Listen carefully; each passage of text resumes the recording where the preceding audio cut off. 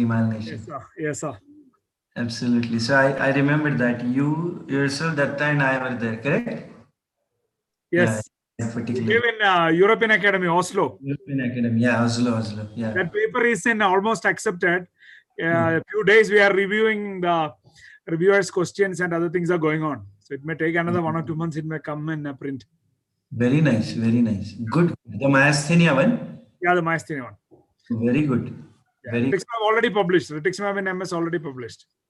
very nice. Yeah. I know that. Yeah. Very good. Good. I remember that. And I saw your mock paper also. Your mock paper was good. I read that. Yeah. Mock paper. Yeah, somehow got to, put together so many patients. That's the most Very good, very good. I think we should go for multi-hospital and absolutely. We really should. follow-up data should be there. People should have a team work together and have a nice. Follow-up is there. It's the energy to keep data conglomerated, collected. That is the thing, isn't it, Thomas? Absolutely, a good team of people just collecting simple data and keeping and following up patients and tell us the important points. That's it. Absolutely. But people who practice are the ones who should publish. the thing is the speed of practice, sometimes I have made a couple of Excels also, but then you can't do it. Now I think we should all reduce after one time. We should all reduce our work. Yeah. Then it will be possible. Spend sort of 3 minutes per patient entering data. Yeah. Once you reach a stage where you feel you have I think we should reduce the work and do quality work. Absolutely. You said it. That's the way it has to be. Yes. At the moment, there is more demand from hospitals to restart work. You know what I mean? I know. But if you have a little leverage, reduce your patients and do more quality work. Yeah. Number game, you do everything, you can't do perfectly. No. And then you get tired at the end of the day and you don't have the mind frame to do the rest, correct? We'll burn out. We will burn out seeing all the chronic pains and headaches and fibromyalgias. Your head will get off. Absolutely. You said it. Mansi will start in 2-3 minutes. Let's see, they are all climbing up. Yes, sir. Good.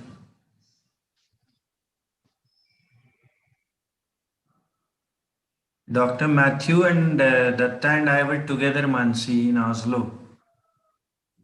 I remembered his paper, and the moment I chose this topic, the first thing I did was I called Thomas. It was the easiest thing to do. Easiest person to, allot the speech. I didn't have to think, just call. Ho gaya kaam. Actually, I didn't even call. I had already dropped you this thing, WhatsApp. Yes, sir. मैंने लिख दिया था वो बाद में you just said fine to that. So very easy. Sometimes it becomes very difficult, Thomas, to find somebody to speak on certain. Very difficult, sir. Unless you are in a topic and you're prepared, you freshly ask suddenly. We need at least 1 month, 2 month time to go to a topic if you're not used to it. Absolutely. So I have had my own difficulties finding people to talk on many areas. But all of you have been really great, Baba. You've taken up so much of all the, I putting all of you to task. But we learn always. Whenever you ask things, we always learn and we prepare. Without that, it would have been impossible. Now, it must be around 100 speakers, Thomas. 100 speakers. No, I know it is going very well. Your programs are well advertised, well attended, and people make use of all these things. PG students have a lot of information going on. Hope they digest it. Absolutely. Now they are just. That's exactly. See, the thing, your talk, Thomas, they will understand what it is all about. I don't know how many of them, after you do it, you also think while you're doing it, how many of them would have gone into that much depth that your lecture is at the moment. At least it will give them the insight, Baba, itna hai. But that itself is is an important, they may not retain everything, but what do you say, Karthik? Yes, sir. I just hope the number of students that they are participating just doesn't go down a downhill path. I still remember the first few classes, there were so many students. your speeches, the depth to which you are guys are taking them, the PGs will understand कि बाबा neurology इतना in depth है. Because at Yes, the sir. moment they are having the information, but they are not, holding and, as you said, digesting and all. But anyway, let's begin. So, good evening, everybody. Another evening of fine evening tutorials. And this is our second session of CNS demyelination. And you all have the lectures, the titles right in front of you. And as it would have been expected, last time we learned the pathology and diagnosis of MS, and OCB, as you all know, has acquired an important place in the diagnosis of multiple sclerosis. And there are some caveats about OCB in other diseases as well. So we have our first lecture on OCB in CNS demyelination by Dr. Karthik Mahesh, who is an assistant professor of neurology in PGI Chandigarh, and he will enlighten us on this, newly acquired important area of neurology. Off to Karthik. Karthik, can I request you to begin your lecture, please? Yes, sir. Can everyone see my slides right now? Yes. Yes. Hear you Good well. evening, and thank you, Dr. Sripath, for the kind introduction and giving us this opportunity to educate our students regarding this aspect. This evening, I'll be discussing about the role of OCBs in neurology, particularly in MS. So, what are OCBs? Oligoclonal bands, as they are called, are bands of immunoglobulins which are produced by two or more, that is more than two or more uh, clonal cell lines when you examine the patient's serum or CSF. It's mainly an electrophoretic diagnosis, electrophoretic pathway. So what exactly are OCBs? So when you do an electrophoresis of any serum or CSF, you get these bands. These bands are basically the proteins which are moving towards the cathode. So basically all proteins do carry a negative charge, and depending upon the charge to mass ratio, the lightest proteins will move ahead closest to the positive charge, and the heaviest ones, that is the gamma globulins, which are the immunoglobulins, will relatively stay behind. So our interest is in this gamma globulin fraction, which in which we can see the oligoclonal bands that we are interested in today. So when you further extrapolate or do an electrophoresis of this gamma fraction, you can see individual bands if they are formed by a clonal proliferation, not especially if you're doing a polyclonal proliferation. So how did the journey start? So it all started in 1930 when the Nobel laureate Arne Tisselis discovered electrophoresis in the year 1930. His student Elvin Cabot went back to the US after learning this from his teacher and tried the same thing in the CSF. And he discovered the same process like albumin, globulins, alpha and beta 1, alpha 1, alpha 2 globulins that are present in the CSF as seen in the serum also. But it was in 1959 that Lowenthal and Karcher et al. Isolated oligoclonal bands on agarose gel.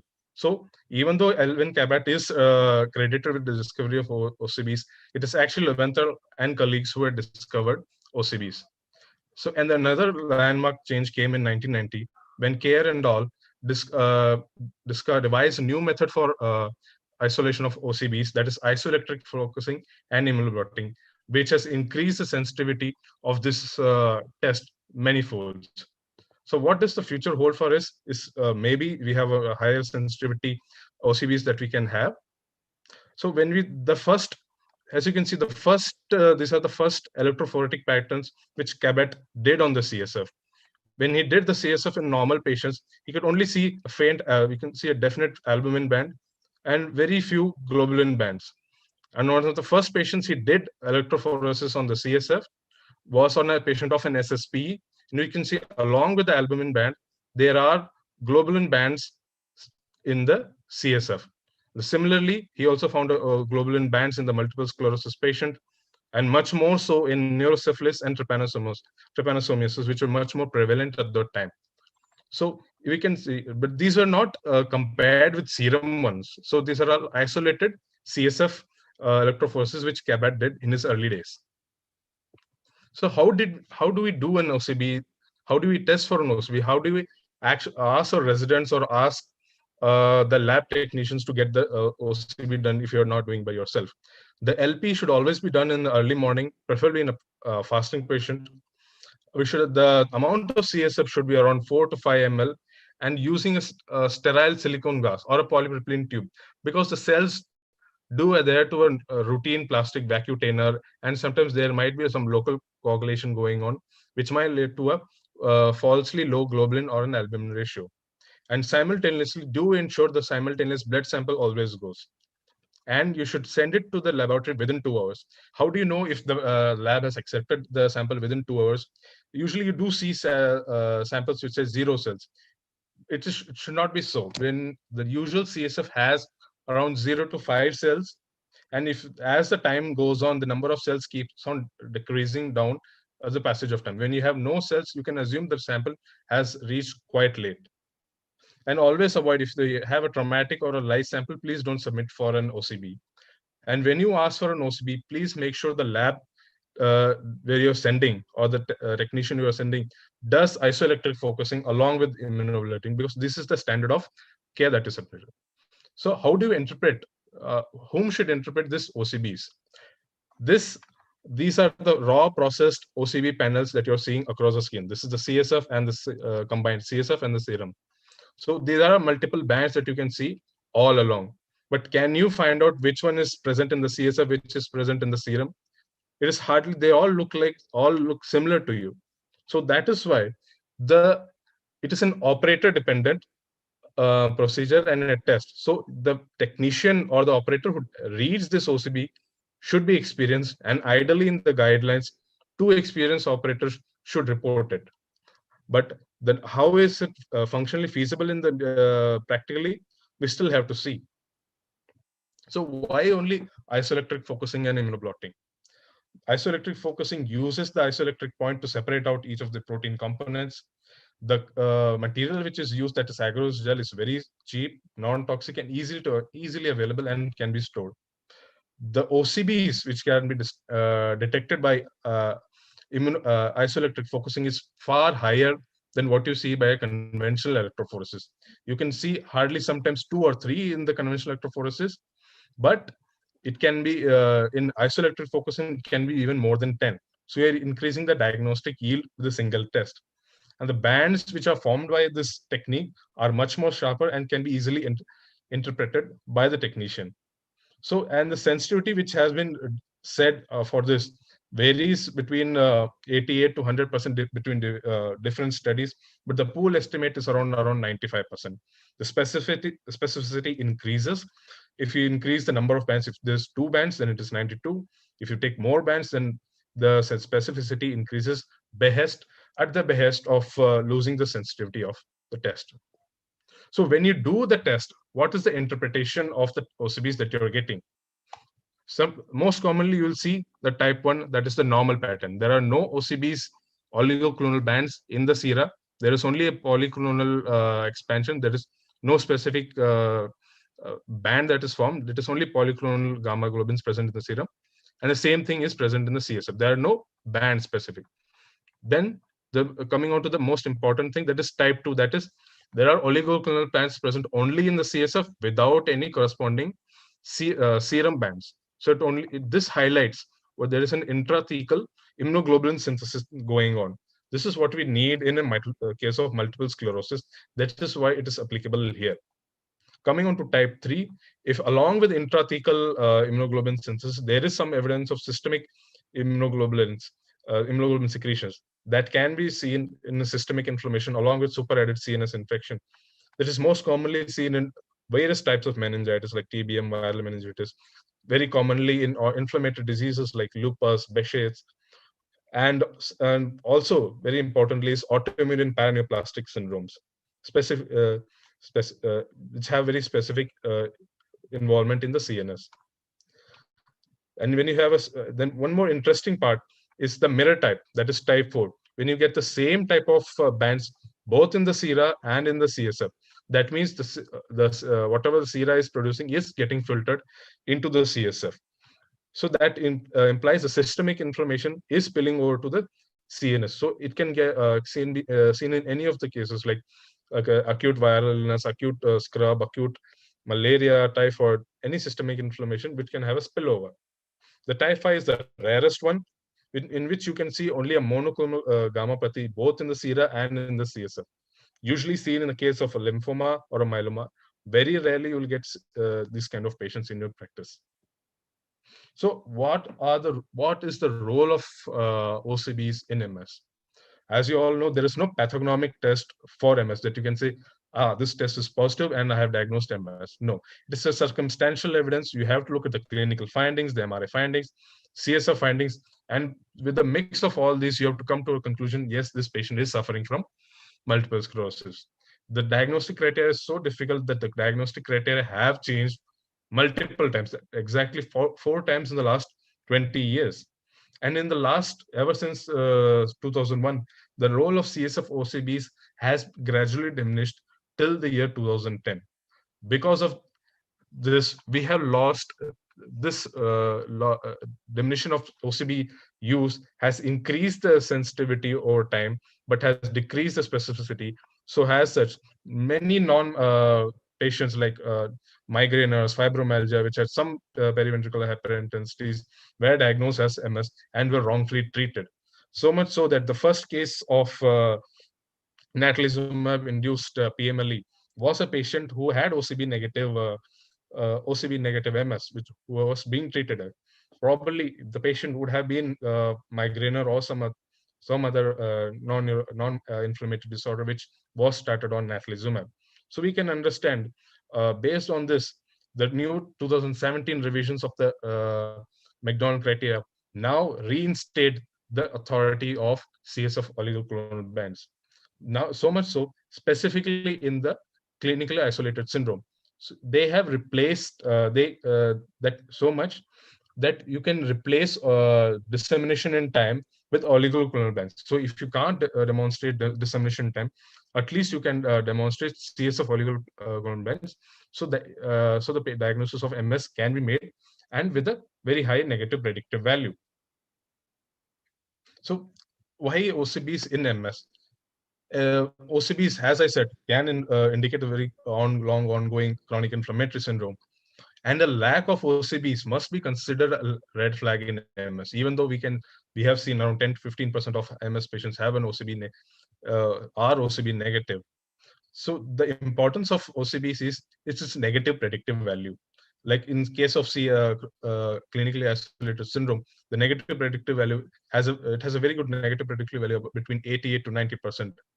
And if you want to test a patient of multiple sclerosis or suspected case of MS, you must actually look at the positive predictive value. The PPV, as we say, depends not only on the type of test, but also the prevailing population. Many studies in Indian studies have shown that Indian MS has only 20 to 30% positivities of OCBs. Now, these can be attributed to multiple factors. That is, we see more of an opticospinal MS, that is NMOSD syndrome disorders, that you're not, even in which you can see only 20-30% of OCBs in those group of patients, or the methods used would have been less reliable, not using the isoelectric focusing or immunoblot. But some studies like the study by Gupta et al. Showed that if you use stringent criteria and you use definite methods like isoelectric focusing and immunoblot, the sensitivity is on par with the Western population, that is around 85 to 90%. So when you talk about specificity, I'm telling about these are the group of disorders in which OCBs have been found to be positive or reported to be positive. There are case reports, there are literature that says all of these patients can have OCBs. So does that mean OCBs are non-specific? The question comes is, in which patients are you going to order OCBs? You're definitely not going to ask patients of neurocysticercosis or suspected tuberculosis, those who present with seizures, headaches, fever. You're not going to order OCBs in these patients. So only if you order OCBs, only if you're suspecting a patient of multiple sclerosis. You're not going to do an UPT in urine pregnancy kit in a male. So you always have to suspect in which patients you have to order the test. So this is very specific if you're suspecting multiple sclerosis, not any other disease. And even if OCBs are positive, they're in the tune of 5 to 10% in such cases, and they're always associated with in very increased CS of albumin or CS of proteins of their cellular response, their deranged sugar, and it's very difficult to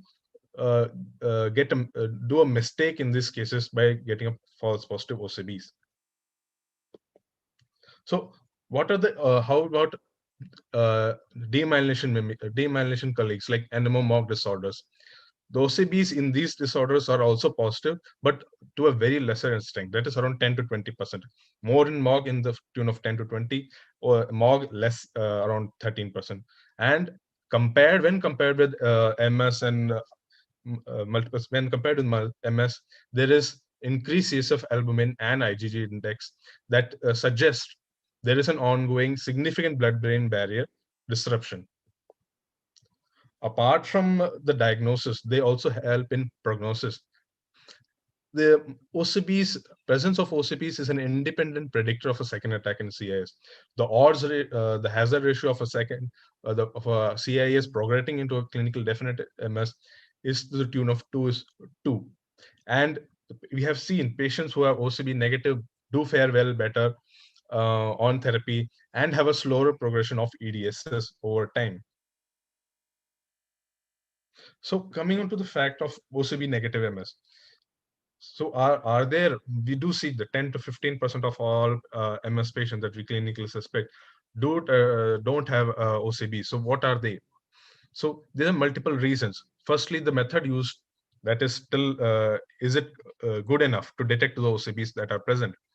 Sometimes in most of the laboratories, if they're not well equipped, they use the older commercial electrophoresis, which has a very poor sensitivity. The technical staff, as I mentioned, should be experienced enough to detect this stage and read the test properly. And there are no standardization available for all these tests right now. They're all the techniques are not standardized, the kits are not standardized. So there is a lot of heterogeneity among the labs itself. So before you say OCB, make sure they've done the test properly. Even if they've done the test, the test is done by a very good lab, good operators. Even if the OCBs are negative, we still have a postulate that some of these patients may not have antibody mediated damage, or they might be pathophysiologically a different form of MS that responds better to treatment, has a very less severe form compared to the classical MS that we see. So coming on to the future of what OCBs. Now the present day OCBs, that is immunoisoelectric focusing and immunoblotting, have a very good sensitivity, but we want more. The 10 to 15% of the 10%, that is 10% of OCB negatives, can they be picked up on this newer techniques? Just recently they have discovered a highly sensitive OCB detection method using capillary isoelectric focusing assay. So it is quite similar to the conventional ones, but instead of isoelectric focusing, they also use UV light to attain an isoelectric point, and they use multiple capillaries for the detection of OCBs. And the specificity of this test can approach up to 97%. So we're quite clear in diagnosing MS. Discovering OCBs in such patients. So what are the other indices? I've talked about IgG index. The IgG index is nothing but the ratio of CSF to serum immunoglobulins when compared with the serum ratio of CSF to serum albumin. It just tells you there is an ongoing blood-brain barrier disruption. Normally, the ratio is less than 0.7 in a normal individual. Between 0.7 to 2 has a mildly raised, 2 to 5 are moderate, and more than 5 are severely raised, suggestive of a severe disruption of the blood-brain barrier. So it is quite this also suggests there's an intrathecal inflammation, or ongoing inflammation, but is less sensitive when you compare with OCBs. In classical cases of MS, this IgG index hardly goes beyond mild. The range doesn't go beyond 2. If it goes, then you have to suspect that something else is going on. There is not severe, the blood-brain barrier is not severely disrupted to cause such high leakage of albumin or proteins into the CSF. So, as I said, in MS, the blood-brain barrier is intact in up to 90% of the cases. So, the IgG index or albumin levels or total protein levels will not raise as high as what you can see in other demyelinating disorders like NMOSD. They can have a higher CSF IgG index or CSF albumin or total protein, especially if you have involvement, if you have LETMs or very extensive large lesions. So I like to conclude by saying that the presence of OCBs does indicate there's an inflammation, but when you suspect MIMAS, then only you should get these OCBs done. The test for the presence of OCBs in other demyelinating disorders still has to be validated.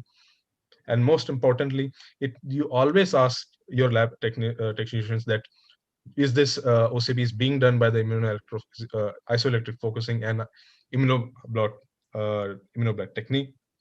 And the OCBs do have a very good negative predictive value, and the studies do show they have a very good role in determining the course and prognosis of MS over time.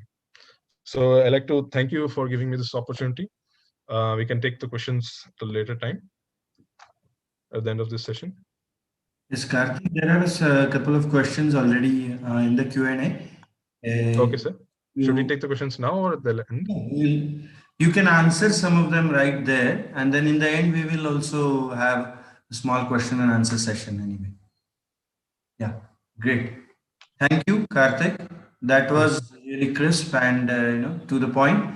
Thank you very much for this elaborative lecture. Let's take our next lecture again on MS.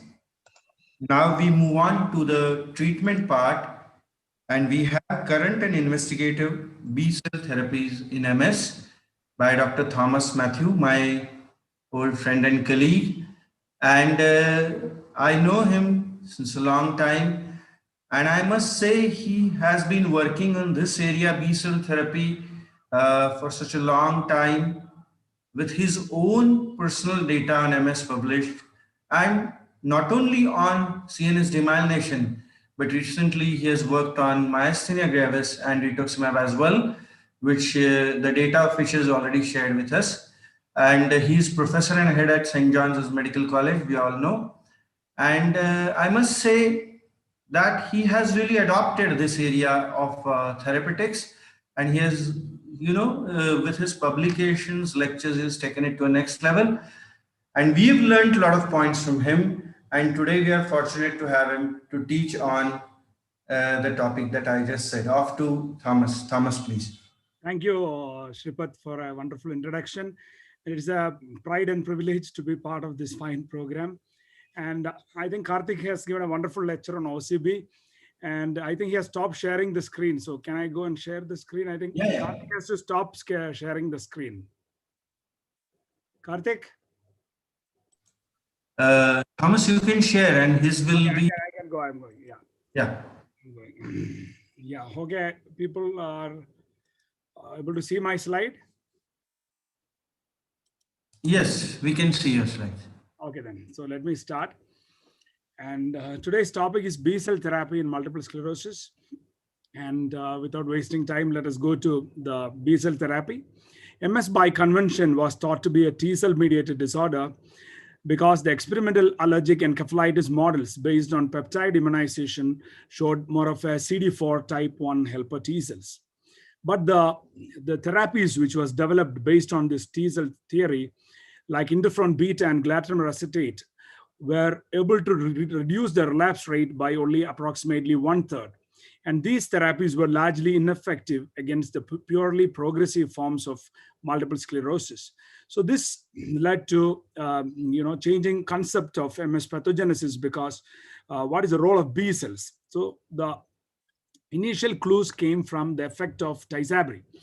Tysabri or natacilimab blocks the entry of lymphocytes into the CNS, both T and B lymphocytes.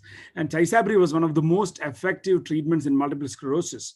So this led to an idea that it is not only the T cells, B cells have some role in multiple sclerosis. As you all know that the Tysabri, while blocking the alpha for beta 1 integrin on the T and B lymphocytes, prevents its adhesion to the vascular cell adhesion molecule 1 and prevents entry of all the B and T lymphocytes into the brain. And it was one of the most effective molecules in MS. And this gave us some idea that it is not only the T, B is also important in MS. There are a lot of other evidences for B cell involvement in MS, like the humoral component was implicitly recognized for decades, so that CSF OCBs and increased intrathecal IgG synthesis were important for the diagnosis of multiple sclerosis. And Dr. Karthik has just told about that. And now dissemination in time, if you don't have, you can replace it with the presence of a CSF OCB. And other evidences of B cell involvement include, we can see the clonally expanded population of memory B cells and plasma cells in MS lesions, in the perivascular areas like where they form a lymphoid follicular structure, and also in the meninges where also they form the lymphoid follicular structure. This is a case report which came in neurology, where they found that in the beginning, patient had a small enhancing lesion in the meninges, and later it went on to develop multiple sclerosis, just telling that the importance of these lymphocytic aggregates in the meninges. And there are a lot of other molecular evidences for B cell involvement. Because of the lack of time, I will not be going into details, but just to highlight that there are a lot of things into this B cell theory, is that IgG from MS patients can cause demyelination and axonal damage in a complement-dependent fashion in the in vivo and in vitro models, animal models. And the evidence of B cell involvement also comes from various other factors, like B cells from untreated MS patients secretes more pro-inflammatory interleukin-6 and less regulatory interleukin-10 than from healthy controls. Genetic studies in MS shows that a lot of HLAs and the genes which are associated with B cells are present in MS patients. So these susceptibility genes have shown strong association with B cell function. So telling that B cells have some role in the immunopathogenesis. And also the B cell specific MHC class 2 deficient mice are resistant to experimental allergic encephalitis injection and exhibited diminished T helper 1 and T helper 17 responses. So my dear friends, the T and B work together. And the B, unlike we thought when you were undergraduates, you're taught they produces the antibodies, but that is not really the only function of the B cells. B cells are important for antigen presentation to the T cells. B cells produces the cytokines which stimulate the T cells, and also it is involved in immune regulation by its effects on Tregs and other cells. So the B and T interacts together, they forms a synapse, and in that synapse, they communicate each other for 12 to 24 hours, and then they synapse dissolution and it spreads in different parts of the circulation and different lymphoid organs. So the MS can be thought as an autoimmune diseases where you have both autoreactive T cells and also autoreactive B cells have a part to role. And according to the latest concept, the autoreactive B cells are transformed by the Epstein-Barr virus infection in the bone marrow. The gut microbiome changes the T cells in the gut, and both these meet together in the lymph nodes and communicate to each other. Then they enter the bloodstream, and then when there is a breakage in the blood-brain barrier, they enter the brain, causes damage to the myelin, and over a long time damage to the axon also. So the changes in gut microbiome, we know now the species which are more common in active MS than in stable MS and healthy persons are the Eubacterium ramulus, Bacteroides feingoldii, and Ruminococcus lactaris. So these are all common in active MS patients. So coming to the B cell strategy, what we do to deplete B cell is to focus on anti-CD20. It's a surface protein on the B cells, which the exact function nobody knows, but it's thought to regulate the B cell growth and the calcium influx. So the monoclonal antibody generating technique was described in 1975, and for this Georgia scholar and Cesar Milstein got Nobel Prize in 1984 for discovering this monoclonal antibody technology. But this technology was little, there was a lag because the first monoclonal antibodies produced in mouse had produced reactions in the humans. So it was just on the shelf for some time. And then came the production of rituximab, which was developed by Nabil Hanna and co-workers at IDEC Pharmaceutical in 1979. And the rituximab was approved in medical use in 1997, and it was in the US patent for the drug was issued in 1998 and which expired in 2015. And when that time, all the developing countries like India, we got the generic brands, and that's how we started using rituximab in our country. And it is in the WHO's essential list of medicines most effective and safe medicines needed in the healthcare system. So if you see the monoclonal antibodies, we have the first generation, the murine ones, which had allergic reactions. Then came the next generation, that's the chimeric, which is the rituximab. And then came the second generation, which is the humanized form, that is ocrelizumab. Then came the fully human one, that is the ofatumumab. And then you have third generation one, which is called the oblictuzumab, which is again, which is a chimeric one, which is oblictuzumab, which is called the third generation monoclonal antibody. So, and coming to the anti-CD20 strategies, we have 4 drugs, which is the rituximab, which is currently available in India. And then we have the ocrelizumab, which is the humanoid version, and the ofatumumab, which is the human version. And then we have a chimeric latest version called the oblictuzumab. So we'll be seeing in brief about these molecules. And then all these molecules attacks the CD20 cells. If you see this growth of the B cell from the stem cell to the plasma cells, the initial compartment is the bone marrow, and then you have the peripheral compartment, that is the blood and the lymphoid tissues. And you have see the red triangles from the pro B cell up to the plasma blast. These red triangles are the CD19 cells, and you can see the yellow triangles, which are the CD20 cells. All CD20 cells have the CD19, but all the CD19 cells don't have CD20. So if you see that when you give anti-CD20 therapy, the middle part is taken care. The stem cells are there, and the short-lived and the long-lived plasma cells are there.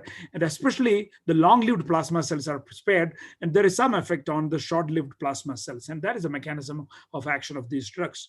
So now, because of the lack of time, we won't go in full detail of everything. I'll be rushing through the major studies and the most important points on these molecules. And all these molecules are used in demyelinating diseases, and also rituximab used in many autoimmune diseases like myasthenia.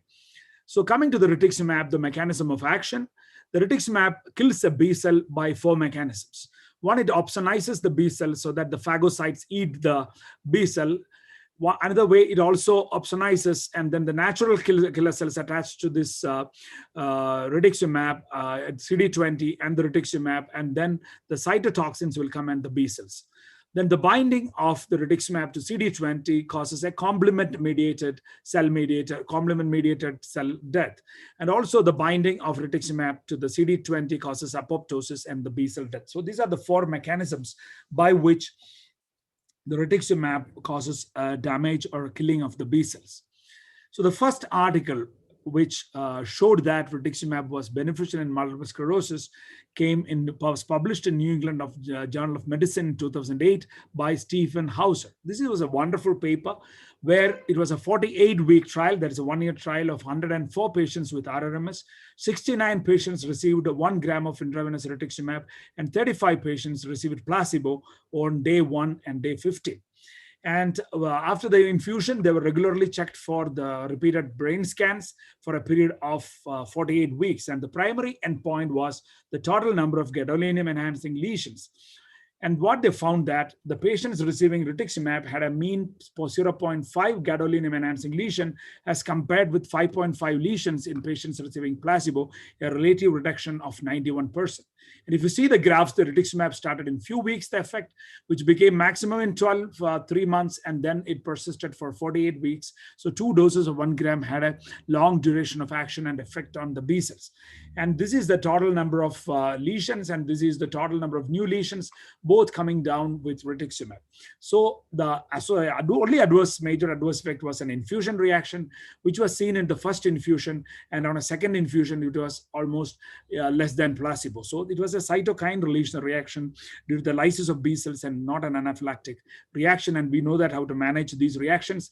We give a very slow infusion, and if you adequately pre-medicate the patients, you can avoid these reactions. And other side effects were little nasopharyngitis, upper respiratory tract infection, and urinary tract infections were the other events, but not much difference from placebo except for the urinary tract infections. So they concluded that a single course of rituximab reduced inflammatory brain lesions and clinical relapses for 48 weeks. The trial was not designed to assess long-term safety or to detect uncommon adverse events. The data provide evidence of B cell involvement in the pathophysiology of relapsing remitting multiple sclerosis. So then rituximab was tried in primary progressive MS, a study called Olympus trial. And in this study, though it was negative, it was found that people whose age was less than 55 years and who had enhancing lesions in the brain responded to rituximab. There was an effect on the disability progression in those patients. And after that, there was a big gap in the B cell therapy. And then they found that ocrelizumab was useful. Then later they came with the ocrelizumab.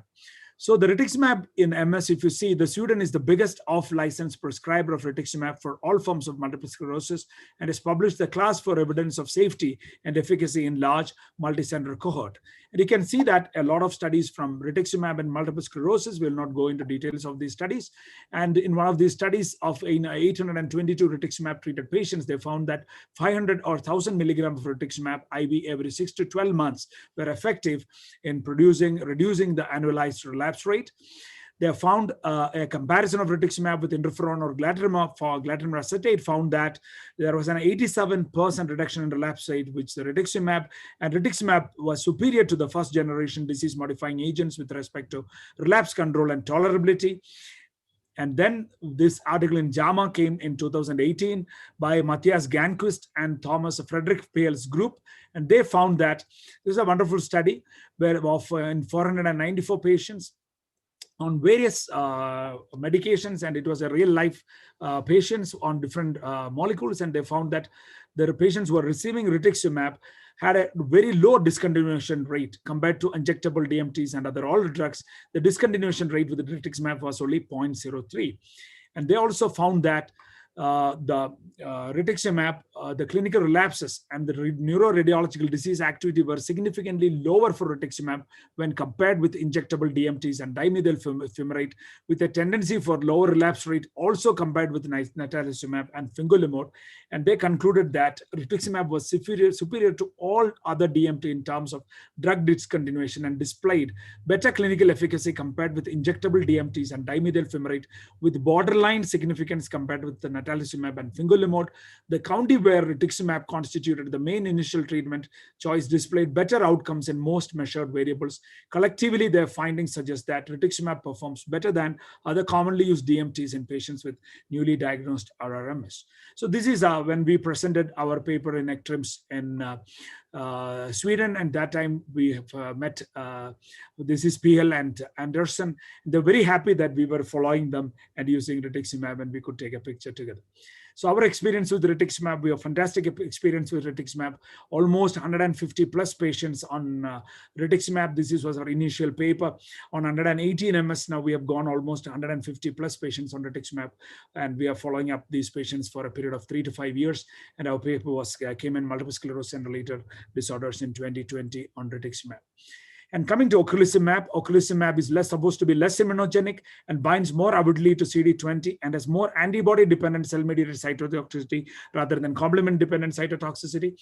In OPERA 1 and 2 trials, ocrelizumab was compared with interferon beta-1, and it was found that in all parameters like annualized relapse rate, the number of gadolinium-enhancing lesions, the number of new and enlarged T2 weighted T2 lesions, and in the brain volume loss and NIDA, ocrelizumab was much superior to interferon beta And then it was also found that ocrelizumab was tried in primary progressive MS, and ocrelizumab was given at a dose of 600 milligram every 6 months.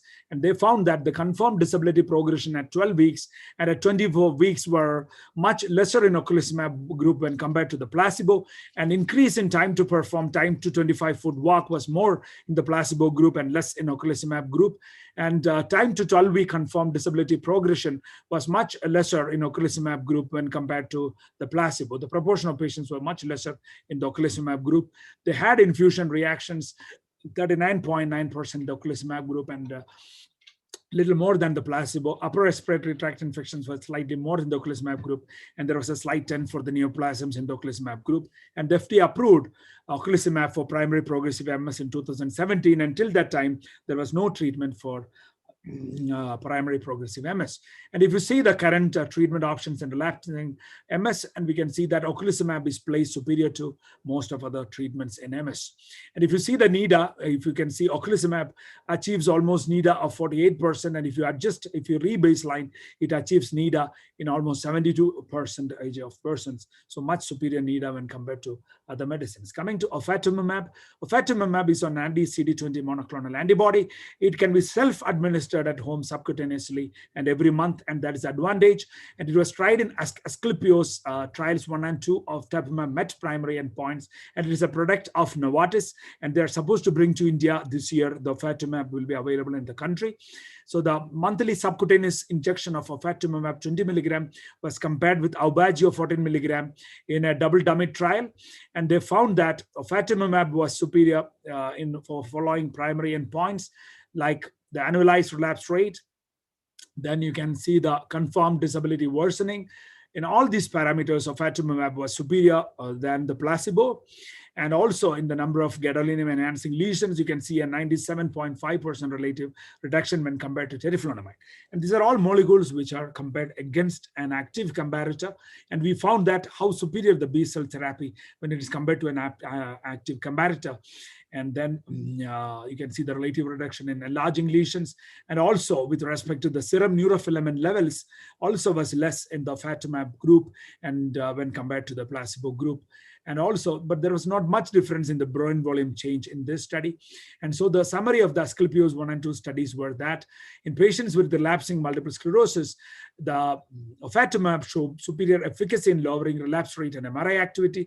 There was a substantial and significant reduction in 3, 3rd, and 6th month confirmed disability worsening. And there was lower levels of neurofilament at month 3 and all subsequent visits, and a favorable safety profile with no unexpected safety signals. And now coming to the ublituximab, it's a chimeric version, and it was also compared to Aubagio and was found to be superior in Ultimate 1 and 2 trials.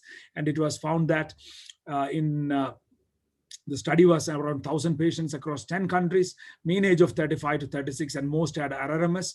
A rapid 1-hour infusion of ublituximab for 50 milligram every 6 months, and compared to Aubagio 14 milligram. Patients with ublituximab were given a 4-hour infusion of 150 milligram on day 1 and a 1-hour infusion at 450 milligram at day 15. And then every 6 months they got 450 milligram. And the ublituximab treatment resulted in a significant drop in annualized relapse rate, a relative reduction of 60% in Ultimate 1 trial and 50% in Ultimate 2 trial. And the ublituximab treated patients had a very low adjusted annualized relapse rate.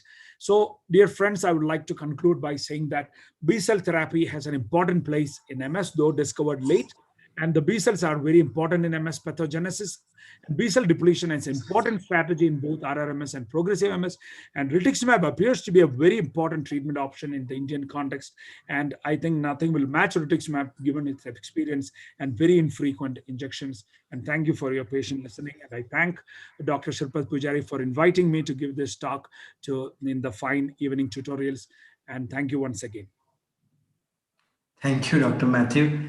Phenomenal lecture. That was really the amount of information that you covered, the number of slides and the amount of information and the in-depth way of handling this topic was phenomenal. I urge all my PGs and all my consultants to, take so many points from this lecture, and still you kept it so simple and, like simple aims, objectives. observations, results in that way. And even the basic science part was covered superb. Superb. I also urge my PGs to go back and read the presentation again before exams. More so also for the basic science part of it, the B cells, T cells, and other things. And great, great. Really enjoyed the lecture. Thank you again, Dr. Matthew. Thank you. Thank you. Let's now move on to the non-MS portion, the demyelination. And as you are aware, we have two lectures. The first one being of Aquaporin-4 autoimmunity, and the second on MOGAD. And I will be talking to you about Aquaporin for autoimmunity. And let's begin by. Yes, so as you've just seen so much on the CD1920, as well as this thing, importance of oligoclonal bands, a little bit of that by Dr. Karthik, and a little bit of that will be touched up in the next two lectures as well. So to begin with, we all know in 18, what is happening? This. Yeah. So these are the points I'm going to address my lecture with, and without delay, I'll begin. So we all know, am I audible? Well, Mansi? Hello? Mansi, am I audible? Yes, sir, you're audible. Yeah.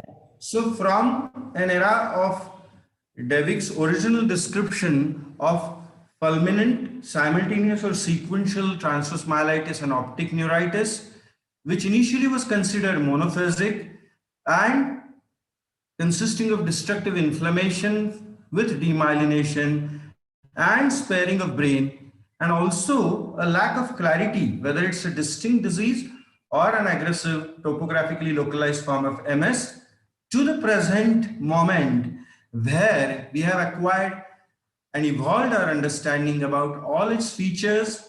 Now we know that it's relapsing, and that the specificity of aquaporin IgG, which has helped us to expand clinical and MRI spectrum of NMO, nomenclature changed to NMOSD, that is spectrum disorders, and then progress from concept of normal MRI brain to having non-MS features on MRI. We now are aware that there are more restricted or extensive forms and features apart from LETM and ON incorporated in the criteria. And we now are aware that 20% of them are seronegative, thus stratifying the disease as NMOSD with or without aquaporin IgG. So this is the journey in a couple of slides, if I have to, shrink it. So with that, now I move on to the next portion of the lecture, which is about the antigen itself, that is the Aquaporin-4 channel, the antibody, and the pathology, pathogenesis, which relates to the Aquaporin-4 itself. So it is a water channel present on astrocyte food processes and blood vessels. We all know it is heavily expressed on the optic nerves and spinal cord, area postrema, and other circumventricular organs of the brain. And that is what explains the selectivity for these areas, which you will see shortly in some of the MRIs, which I'm going to display.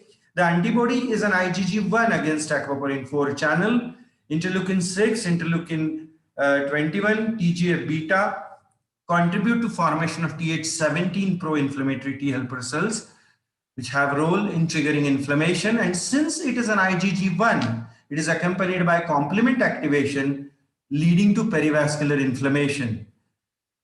High acute attack levels of GFAP, S100B protein, which is a calcium binding protein secreted by astrocytes, and myelin basic protein, they have correlated with longer spinal length, lesion length, and worse EDSS score in NMO patients. And as we all now are aware of its association with multiple systemic autoimmune diseases and rare association with cancers, we know that it produces lytic astrocytopathy, forming cystic and cavitatory lesions. With that, now we move on as to how the criteria and the nomenclature evolved. In 2008, the National MS Task Force devised criteria wherein optic neuritis and LETM were compulsory, but it's the first time that brain lesions were accepted, and those were from dorsal medulla, hypothalamus, brainstem, and periventricular and corpus callosum. Then IPND sat together in 2015, developed criteria using systematic literature reviews and electronic surveys, established that more restricted or more extensive CNS involvement can occur, thus unifying the term NMO spectrum disorder stratified by the serologic testing. But remember, more stringent clinical criteria with additional MRI findings required for seronegative aquaporin IgG. So, diagnostic criteria for aquaporin IgG positive include at least one core clinical characteristic of optic neuritis, myelitis, area postrema, acute brainstem syndrome, symptomatic narcolepsy or diencephalic clinical syndrome, and symptomatic cerebral syndrome. And we are going to see how they look like shortly. Whereas if you are seronegative or with unknown aquaporin IgG status, then you need two core clinical characteristics occurring as a result of one or more clinical attacks, and at least one of them should be optic neuritis, LETM or area postrema, and dissemination in space, that is two or more different core clinical characteristics, and fulfillment of additional MRI requirements. And these MRI requirements are as follows. Acute optic neuritis could have a normal MRI of optic nerve or an optic nerve signal over half of optic nerve length, what is called LEON, or involving optic chiasma. And in acute myelitis, you should have a lesion extending 3 or more contiguous segments, or focal spinal cord atrophy, again 3 or more contiguous segments. In area postrema, it requires associated dorsal medulla or area postrema lesions, and acute brainstem requires associated periependymal circumventricular brainstem lesions. Red flags are a progressive course or an atypical time to attack nadir, either less than 4 hours or more than 4 weeks from attack onset. And partial transverse myelitis, though recently we have started to see few NMOSD may have non-LETM type of presentation as well. And as Dr. Karthik said, presence of CSF oligoclonal bands occur only in 10%. So majority will be OCB negative. From there, we move on to the assay, its method, usefulness, and related area, that is coexisting autoimmunity. So it has to be a cell-based assay, fluorescent activated cell sorting. It is then when it gives a sensitivity of around 85% and specificity of 99%. ELISA will not do so. So in an ideal world, cell-based. Then serum aquaporin IgG 4 IgG titers are known to correlate with clinical disease activity. They drop after immunosuppressive treatment and remain low during remissions. And at times, the antibody may come falsely positive if testing done many weeks after relapse. So it is recommended to repeat when patients develop symptoms again. And we all know testing is recommended in other autoimmune disorders, especially Sjogren's, SLE and APLA, and paraneoplastic situations if they present with clinical radiologically suggestive features. And also NMOSD is associated with other immune disorders such as myasthenia, celiac disease, autoimmune gastritis, and autoimmune thyroiditis. Then the other antibodies, a subset of Aquaporin-4 negative patients were found to be positive for MOG. We all know that. So we now have 4 categories of patients: Aquaporin-4 positive, satisfying the criteria for NMOSD, MOG positive satisfying criteria, both negative satisfying criteria, and MOG positive don't satisfy criteria. And we all now know that the MOG antibody disease, most of the neuroimmunologists now recognize it as a separate entity, and you're going to learn about it shortly. And remember, no Aquaporin-4 IgG positive patients are positive for MOG IgG. There is no dual positivity. So there are 2 separate disorders with separate pathogenesis and separate, biological markers. Salient features of seronegative NMOSD are that it has no female predominant and seen more in Caucasian, as against the Aquaporin-4 positive, which is more female dominant and seen more in non-Caucasians, and the seronegative is more likely to be monophasic or with less frequent attacks. And some studies claim overall milder than seropositive NMOSD. The limitations of IPND criteria, however, are that seronegative relapsing presentations involving only one core clinical characteristic, which means there is no dissemination in space, still do not have a place in the criteria. And seronegative monophasic presentations such as LETM, you may feel that it's going to progress into a classic NMOSD, but still labeled as monophasic syndrome, and we have to wait until second attack in another area or repeat antibody testing after a few months, and if it comes positive, then the patient will be labeled seropositive NMOSD. Moving on to the clinical and MRI features now. Optic neuritis presents with, as standard, subacute painful visual loss, but with NMOSD, it is simultaneous or bilaterally severe with poor recovery and may have non-central scotoma deficits, unlike multiple sclerosis. And MRI, as you can see, has longitudinally extensive optic neuritis, LEON, chiasmal involvement, posterior nerve involvement, and bilateral involvement. Myelitis, likewise, presents more of a complete spinal syndrome with poor recovery despite treatment, more pain, pruritus, and tonic spasms, and longitudinally extensive, more than 3 or more vertebral segments, central, gadolinium enhancing, extends up to the medulla with T1 hypointensity, and chronically will have cord atrophy. This is all opposite of multiple sclerosis, which will have a short segment, eccentric, and usually until late will not have cord atrophy. Area postema syndrome will present with intractable hiccups, nausea, vomiting, and maybe the presenting manifestation, and it's the one which is well responsive to steroids. And MRI shows the classic area postema lesion, which, as I showed in the previous slide, may extend into the cervical cord. Brainstem syndrome may present with intractable hiccups, nausea, oculomotor abnormalities, and other cranial nerve palsies. And again, typically periependymal, as you can see in the MRIs.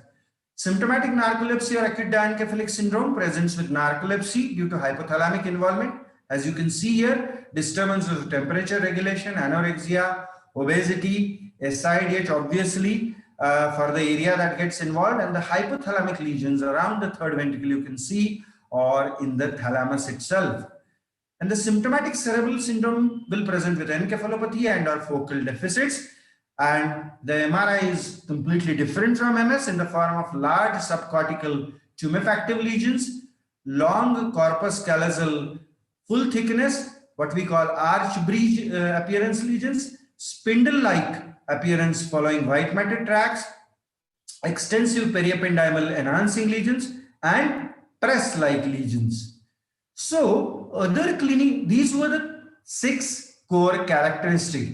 Certain other clinical features that we've come across are myositis with hypercemia, wherein the biopsy has shown sarcolemmal aquaporin-4 protein loss with linear deposits. Pruritus is being seen, and rarely hydrocephalus. Like MS, ancillary symptoms such as tonic spasms, which responds to carbamazepine, were much more commoner, and Lhermit's phenomenon can also be seen. Other important features of NMOSD are that disability occurs only through relapses, no progression independent of relapses, so no progressive variant. Poorer recovery from relapses. MRI does not satisfy criteria, Barkov's criteria, and as I said earlier, non-LETM lesions are also seen, and CSF oligoclonal band, as Dr. Karthik said, seen in 10 to 15%. And an important point, it worsens with interferon, natalizumab, and fingolimod. So very important that you discriminate MS and NMOSD. Moving to treatment option for relapses, we all know IV methylprednisolone, Plex, and IVIG, evidenced by extrapolation from MS, and a few retrospective and prospective trials. And steroids are followed by oral taper, beginning from 60 milligram once a day. And Plex plus IVMP found in some trials to be the most effective. And there is one trial, as Dr. Matthew mentioned, ublituximab has also been tried for relapse of NMOSD. It's a glycoengineered mAb binding to CD20, the rationale being that peripheral B cells are activated during relapse and plasmablast production of antibody spikes. So it was a phase 1 trial. It was a very small trial with ublituximab with IVMP or IVMP alone, and it showed that it effectively depletes B cell during relapse, and disability dropped over time after treatment with ublituximab. Now, treatment options for attack prevention. The first lines, as you know, are oral agents such as azathioprine and mycophenolate mofetil, mainly retrospective and some small prospective trials, but the efficacy is 50 to 70%, moderate, and there's a high drop rate and severe immunosuppression related side effects. So rituximab, as Dr. Matthew has already explained you the basic mechanisms and other aspects of it, has been one of the mainstay even for NMOSD. Initially, we were using based on retrospective, but now recently a trial called RIN1 has a placebo-controlled randomized trial in which it has been proven to be effective in reducing annualized relapse rate to around 80 to 85%, and it is effective even in azathioprine and mycophenolate mofetil failures. The only issue being we have not been able to define the duration for which we have to continue the infusions. Second line therapies tried were methotrexate, mitoxantrone, and a humanized anti-IL-6 receptor antibody tocilizumab, but the trials are retrospective, small, with limited evidence. I think I'll skip this. So moving on to experimental treatment options for attack prevention. The first two green rows are the proven medication, proven therapies, and the one onwards are experimental, and the first two of them with mechanisms on either B cell, plasmablast, in the form of anti-CD19 antibody, inebilizumab, and an anti-IL-6 receptor antagonist SA237 already in phase 3 trials, and then they have tried periodic plasma exchanges already in phase 3, and directly attacking aquaporin IgG in the form of aquaporumab being worked in phase 1 and phase 2 trials. Some other experimental options include addressing pathogenic areas such as complement-mediated cytotoxicity in the form of a monoclonal antibody against C5 protein in the form of eculizumab, and a C1 inhibitor in the form of cinryze, and another mechanism addressing blood-brain barrier permeability in the form of bevacizumab, and neutrophil and eosinophil toxicity in the form of civilistat and cetirizine, and then a vaccine is being tried to produce immunotolerance, which is at a very preliminary level. I would urge my PGs to, try and learn to draw this diagram. If you draw this during the exam, it would, express the examiners that you've developed a comprehensive understanding of all the mechanisms of actions of all therapies, either proven or tried, such as the broad immunosuppression, azathioprine, mycophenolate, B cell monoclonal antibodies, anti-CD920, IL-6 mechanism, tocilizumab, plasma exchange, removing the anti-IgGs itself, action on complement inhibitors, and then chemotactic actions on neutrophils and eosinophils, and the direct aquaporumab. So this is a very nice diagram. If you draw this and maybe chart out some of these experimental mechanisms, I hope it would help you score decently if it appears as a short note in your theory paper. So NMOSD is a unique disease, female dominant, seropositive, and equal sex presentation with seronegative. We know aquaporin IgG, astrocytopathy, and all three mechanisms coming into tissue destruction, causing edema, necrosis, and cavitation. We all are aware of the 6 specific core characteristics. And that seronegative relapsing presentations are like NMOSD, but still do not find a place as per present criteria. Severe relapses, no progression independent of relapses, poor recovery, best relapse therapy being PLEX plus IVMP, relapse reduction best achieved with rituximab, and certain MS therapies worsen the disease, and research ongoing at the level of B cell, T cell, complement, Aquaporin-4 and blood-brain barrier permeability. So with this, I present my references and you're free to go through them. If you want, I can share them with you.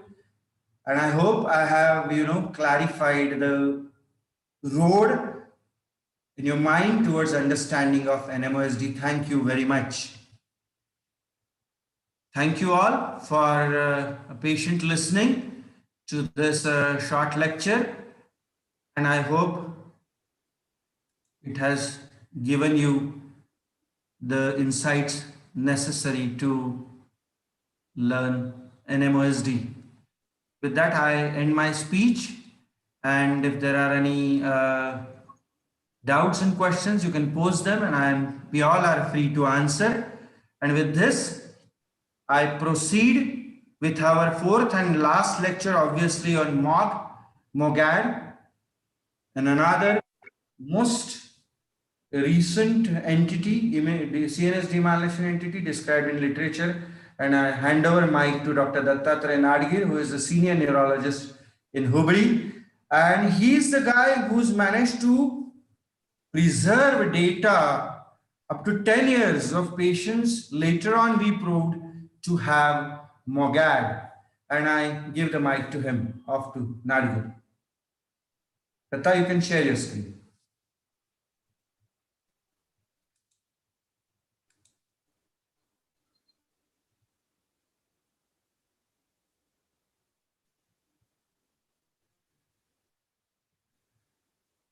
Good evening, everyone. Yes. Yeah. Without wasting time, as this is the last straight away, I would like to start with the interesting entity of MOGAD. What is MOGAD? MOGAD is a MOG antibody associated disorder. What is MOG? It's a myelin oligodendrocyte glycoprotein. This MOG, a glycoprotein component of the myelin, in CNS, and the important function of it acts as an adhesion molecule, and it is a very, very important regulator of myelin integrity, microtubule stability, and it has a significant role in complement mediated cascade intervention. So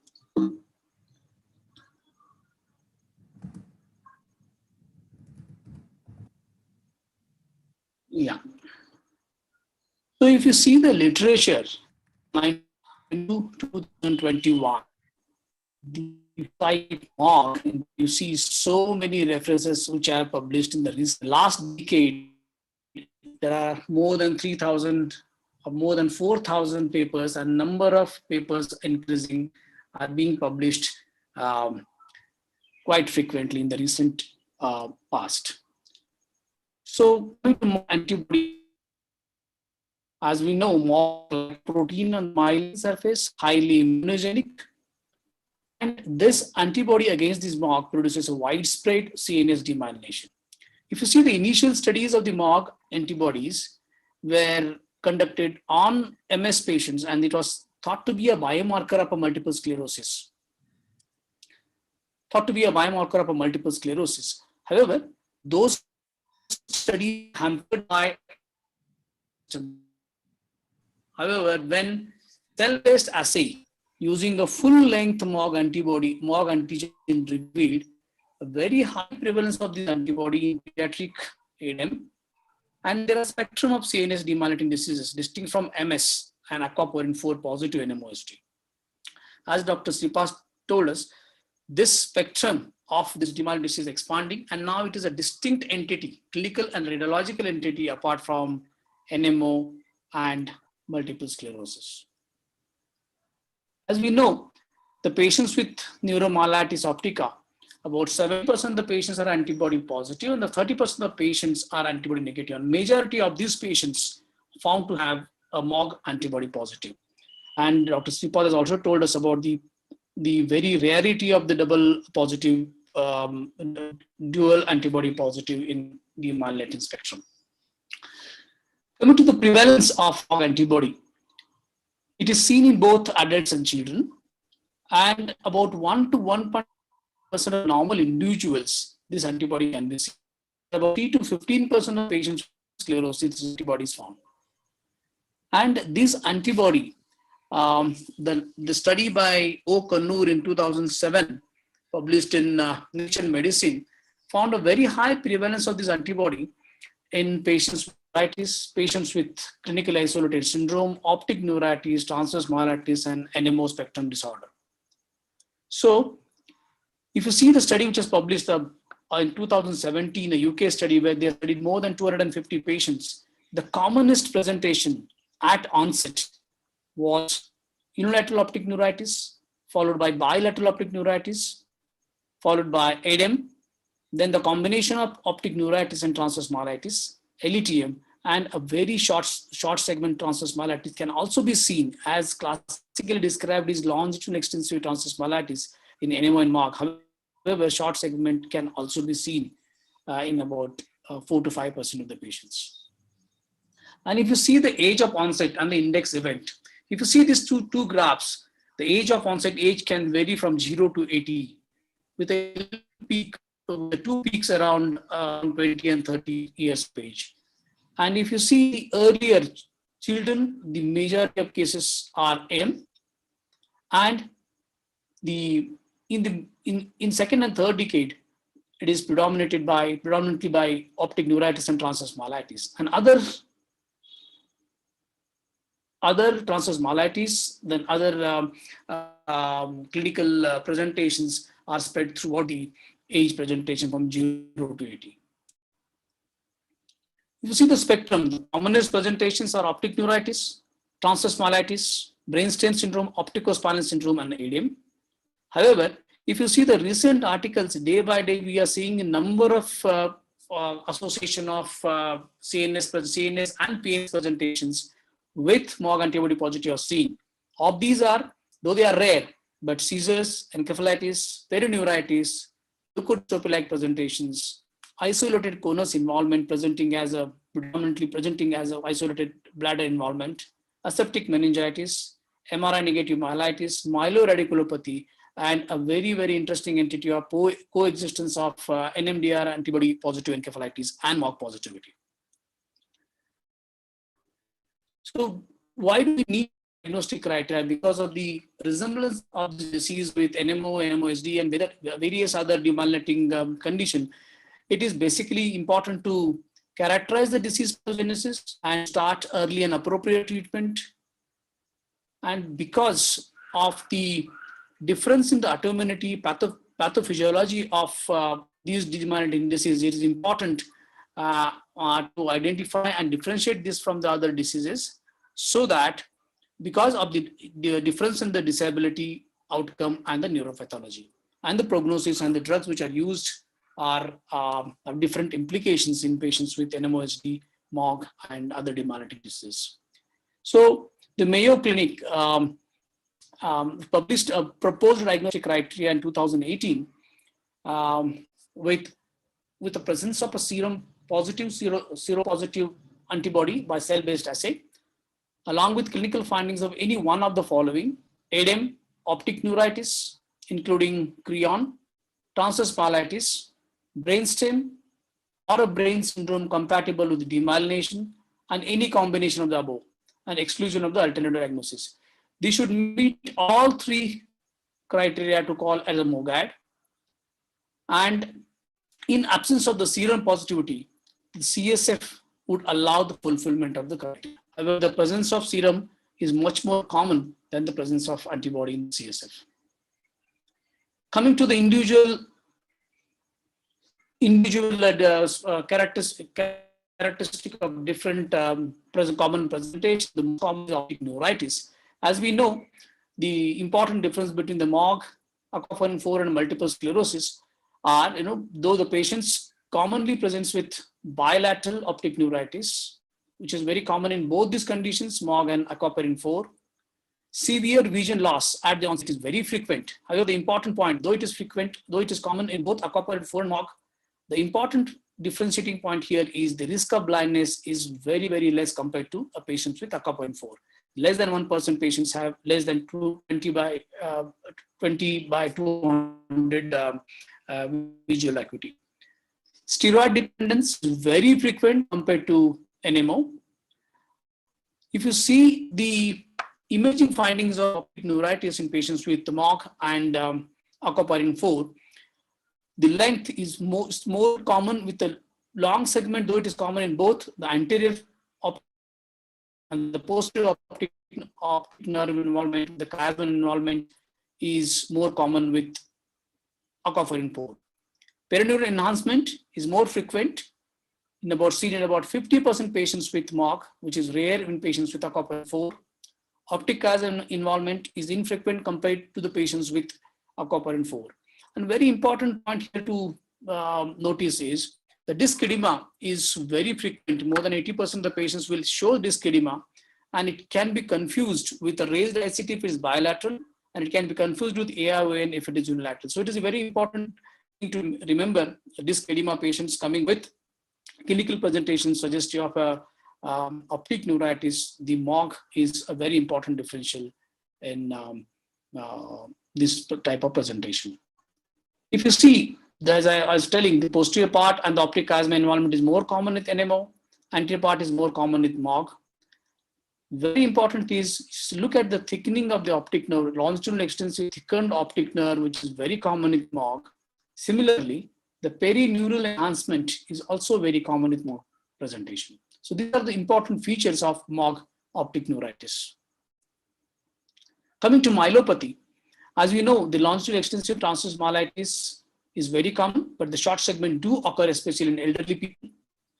More frequently involvement of the lower thoracic and the conus cord. That's why you see many patients presenting with bladder involvement.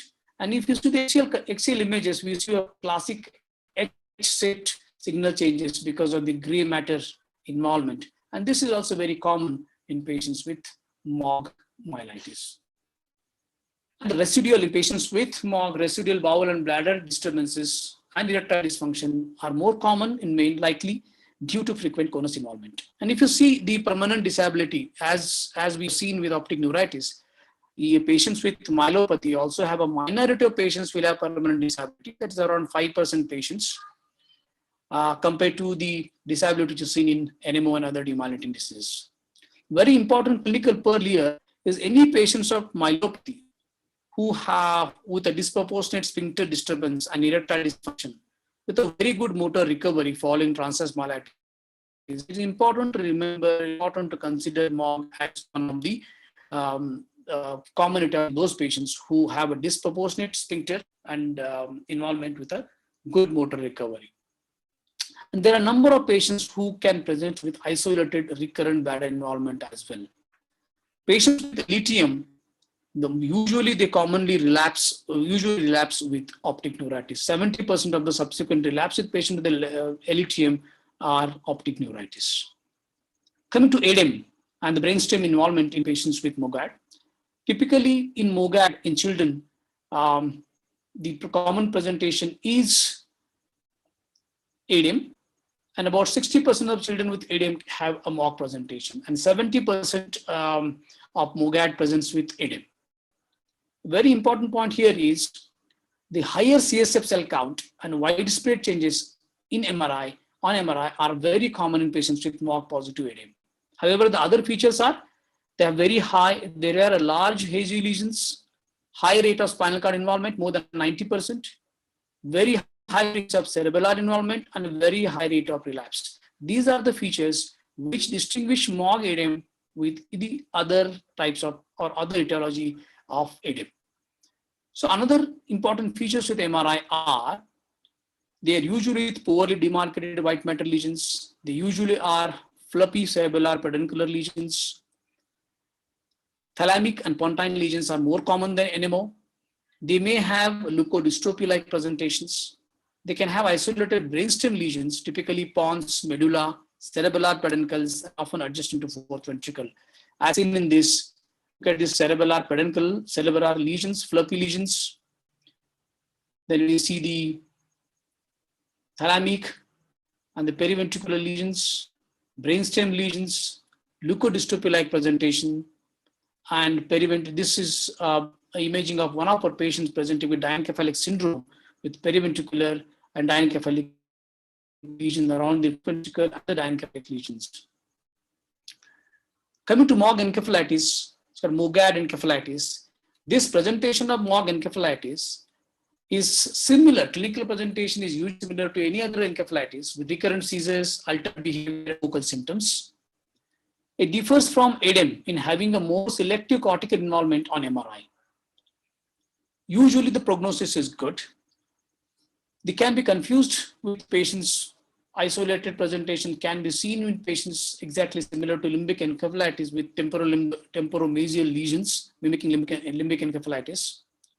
And temporoparietal lesions can be seen, cortex and white matter can be seen with any other viral or any other cause of encephalitis. Very important association here is association with NMDR autoimmune encephalitis. And this association is seen in about 4% of the patients. And usually associated with atypical features like brainstem involvement, cerebral involvement, spinal cord with facultative contrast involvement. This is important entity because it has a poor prognosis and it requires an aggressive treatment. So identifying association is very important because aggressive treatment is the treatment of choice. And why do this happen? Because the oligodendrocyte contain NMDR receptors, and MOG antibody could be a secondary immune reaction rather than the primary etiopathogenesis responsible for the etiopathogenesis of this presentation. Coming to other presentations, they can have aseptic meningitis, meningoencephalitis, and myeloradiculopathy. They can have meningeal cortical leptomeningeal enhancement, pontine leptomeningeal enhancement can be seen. However, it is not very clear whether it is really MOG related or AP phenomena. It requires further studies to characterize whether they are really responsible for the presentation. Coming to the important point in differentiating Aquaporin-4 positive NMO presentation, seronegative NMO, and MOGAD. More likely to involve optic nerve and spinal cord. More likely to present with simultaneous bilateral optic neuritis. More likely to be monophasic and have fewer relapses. As against NMO, where there is associated so many autoimmune antibodies and autoimmune disorders, it is less likely to be associated with other autoimmune disorders. Proportionally, more brainstem and cerebral lesions and fewer supratemporal lesions. Spinal cord involvement is more common, predominant in the lowest part of the spinal cord. The spectrum may be wider and include EDEM, particularly in children. An interesting point here is male to female ratio is close to 1:1, unlike the preponderance of females in NMOSD. So very important point is, when do we suspect MOGAD? So it is suspected in any situations where you suspect NMOSD, optic neuritis, transverse myelitis, brainstem and diencephalic syndrome, ADM and its variants. When the MRI looks like demyelinating, but not typical of MS, we suspect MOGAD.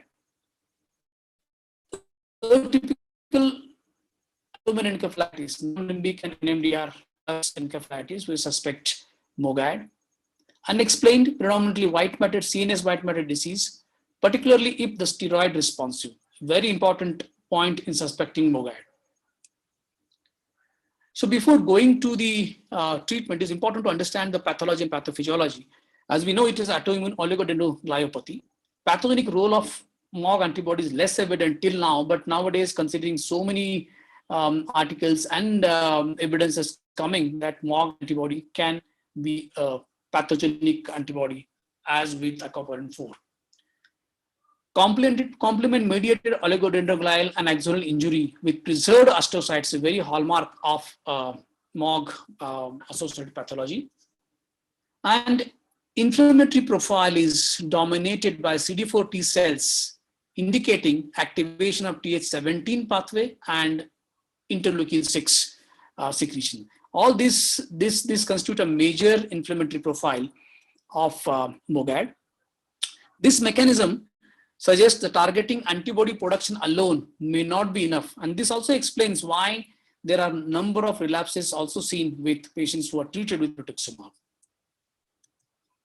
So coming to the treatment, the first, when the patients were suspected with MOGAD, first clinical presentation of CNS demyelination with suspected autoimmunity, diagnosis of MOGAD with positive antibody, and the clinical criteria. Acute treatment, as with all other autoimmune other demyelinating diseases, acute treatment is 5 to 7 days of methylprednisolone. And this is important point here is majority of the patients, the response we start getting response in second or third day itself. But however, if the patient doesn't seems to start responding, it is important to start plasma exchange, and it is better to start as early as possible rather than waiting the response for methylprednisolone and then starting plasma exchange. Preventive treatment in patients who have poor prognostic factors. I'll discuss these factors in the later slide.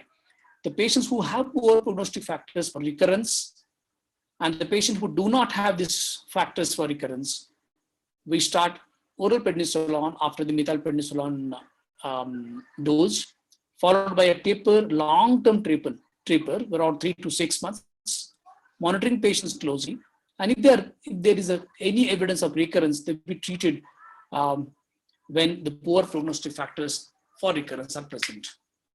These patients where these factors are present, treated with oral prednisolone along with one of these immunosuppressants like azathioprine, mycophenolate, or methotrexate, or the recent study is showing role of immunoglobulins, especially in pediatric MOGAD patients, excellent response to immunoglobulin in treating patients who are not responding adequately to methylprednisolone and requiring other immunosuppressants.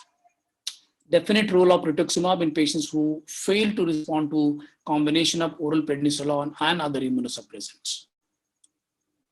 The poor prognostic factors which increases the chances of relapse are severe acute attack with incomplete recovery, brain stem syndrome, combination of ADM with optic neuritis, ADM with leukodystrophy-like presentation, transverse myelitis with severe weakness and sphincter involvement, encephalitis with refractory seizures and remaining cortical atrophy, high antibody titers at onset, and persistence of MOG antibody. These are the factors which indicates these poor prognostic factors.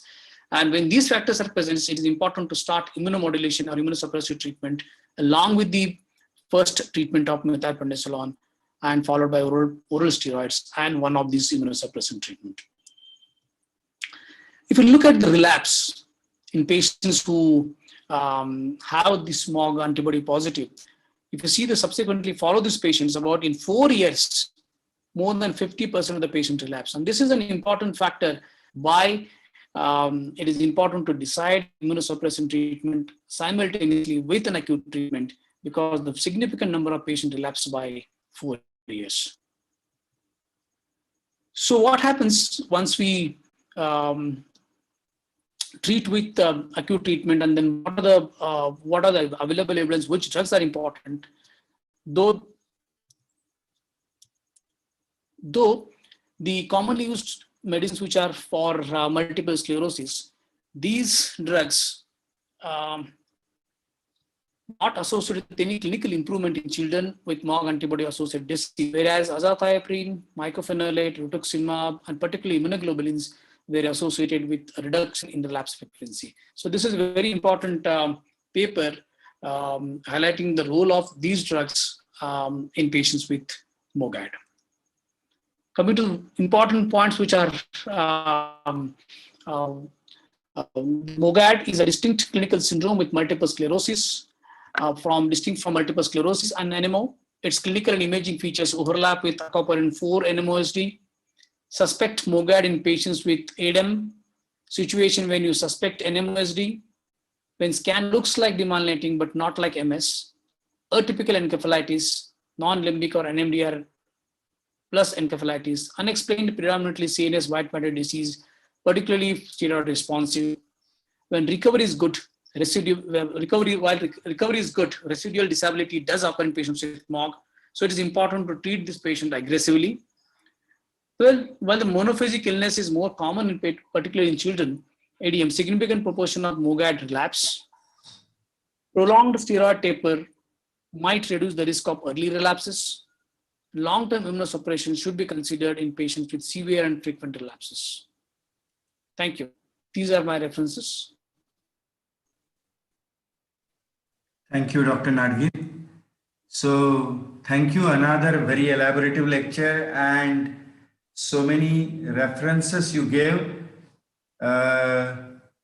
to support your evidence for what you said. Excellent. So, I hope all lectures today were prototype of the, for the kind of questions that will be asked in exams. They have already been asked, and I request all of you, my PGs, as well as for the consultant as well, to understand the depth in which this area has gone into. And I think we have already clarified the question, the doubts, the answers to the questions that you had posted. And I hope this session was useful to you. I thank all my speakers for their extensive preparation on today's talks. I thank you, everybody. Thank you and good night. Thank you. Thank you, Datta, Thomas, and Karthik. Thank you very much. Good night. Good night. Good night. Good night, Karthik. Good night, sir. Good night. Thank you. Thank you. Yeah.